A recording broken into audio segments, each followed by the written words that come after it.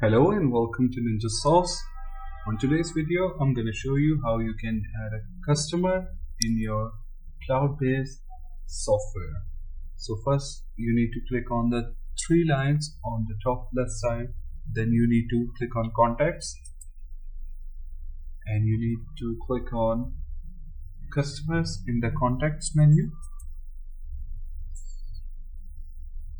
Here you will see an add button below the filters menu.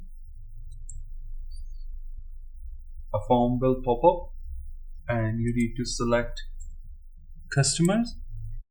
Then you need to choose either you are adding customer as an individual or as a business.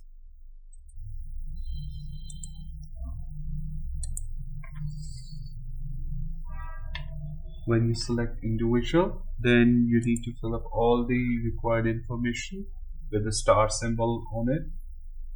So let me just quickly fill up and I'll get back to you.